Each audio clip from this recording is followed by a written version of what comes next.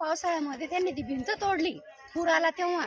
तर त्यांनी निदान तेवढं त्या भिंतीला काहीतरी संरक्षण तिथं लावायला पाहिजे होतं. भिंत पाडली तुम्ही त्या शाळेचं पाणी काढण्यासाठी तुम्ही भिंत तोडली ना, मग तिथं काहीतरी नियोजन करायला पाहिजे त्यांनी. जे तुम्हाला मुलांना सांभाळायला जी मॅडम काहीतरी तिथे लावलं असतं तर पोरं गेले असते का तिकडे. आम्हाला सांगितलं असतं प्रत्येक मुलांच्या वडिलांनी 500-500 तरी ते आम्हाला ती भिंत बांधायची, आम्ही दिले असते त्या भिकारींना. आम्ही दिले असते सर्व मिळून, तिथं काहीतरी सर्व मिळून भीक म्हणून दिले असते त्यांना. मुलं कधी पडले काय पडले काही माहित नाहीये. मोबाईल खेळायला टाइम नव्हता मुलं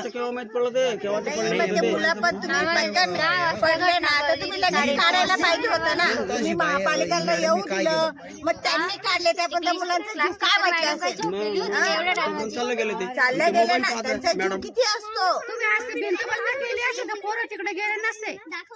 आज एक नाही 2 मुलांचा जीव गेलाय ना, 2 मुलांचा जीव गेलाय. त्यांना काय फरक पडतो. ज्याचा गेलाय त्याला कळतंय ना, त्यांना काय कळतंय. ते झोपलेत आरामशीर.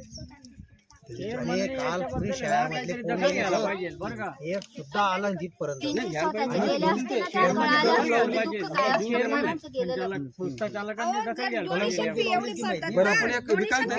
त्यांनी करायला पाहिजे ना असं. माझ्या आई आणि मी गेली तेव्हा आणि आम्हाला शाळेकडून कळालेलं नाही. आम्हाला बी शाळाकडून कळालं नाही. बाहेरून फोन आलेला आहे बाहेरून कळालेलं आम्हाला तुमची मुलं पडले याच्यामध्ये नाल्यामध्ये पडला म्हणे तो. तेव्हा माझी छाती फडफड केली आणि मी तर पळत पळत आली मम्मीला सांगायला. चप्पलच्या पळालो आम्ही माग माग. बडगाव येथील आदर्श कन्या शाळेमध्ये एक गंभीर घटना घडली. त्यात 2 बालकं दगावले आहेत. त्यात आपण आज पाहणी करण्यासाठी आले. नेमकं आपण या शाळेवर काय ऍक्शन घ्याल? महात्मा फुले शाळेला जी काल घटना घडली अत्यंत दुर्दैवी होती. मी पाहायला आली की नेमकं झालेलं काय, कारण की ओरल असं म्हटलं गेलं की 2 मुलं मेलेले आहे, पण नेमकं काय कुठे झालेलं आहे स्पॉटची पाहणी करणे आणि मग नेमकं जी रिपोर्टवरती मागितली गेलेली आहे ती देणे, असं आजच्या व्हिजिटचा हे उद्देश होता. आज जितकं मी मागे पाहिली तर शौचालयाला 2 मुलं गेले अशी खालची रिपोर्टिंग आहे आणि मागे कुठली संरक्षण भिंत नसताना तिथे शौचालय बांधले गेले आणि ते मुलं नेमके तिथे बुडाले. CCTV जोडले गेले तर तेही एकदा आपण CCTVची फुटेज काढून सुद्धा पाहू की नेमकं ॲक्च्युअल काय घडलेलं आहे आणि तशी रिपोर्टवरती जाईल.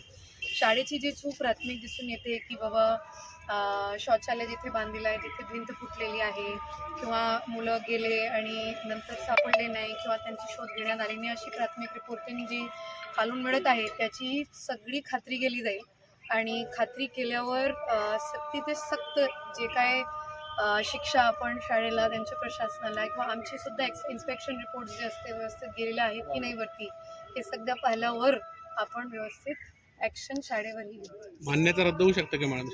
आता हे एकदा प्राथमिक जे दिसत आहे त्यावर निष्कर्ष न देता एकदा रिपोर्ट फायनल झाली की मी व्यवस्थित परत बाईट देऊ शकतो. मॅडम, काल CCTV फुटेज मागलं, कालपासून मागताय, त्यांना अवेलेबल तरी करू नाही. आम्ही तर त्याच्याकडून आजच घेऊ की बाबा CCTVमध्ये नेमकं आम्हाला ॲक्च्युअल परिस्थितीसुद्धा दिसून जाईल किंवा मुलांसोबत ॲक्च्युअल काय घडलेलं आहे.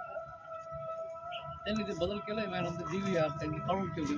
नाही, DVR जरी काढून ठेवली त्याच्यात स्टोरेज होऊन जाईल, पण ते बदलतंय. पुढे सुद्धा बदलवलेले आहे. बदलू दादा, त्याच्यात स्टोरेज होऊन जाते, बदलू शकत. त्यांनी हार्ड डिस्क काढून घेतलेले मॅडम, त्यातले जे CCTV घेऊन पोलिसांकडे गुन्हा सुद्धा दाखल झालेला आहे.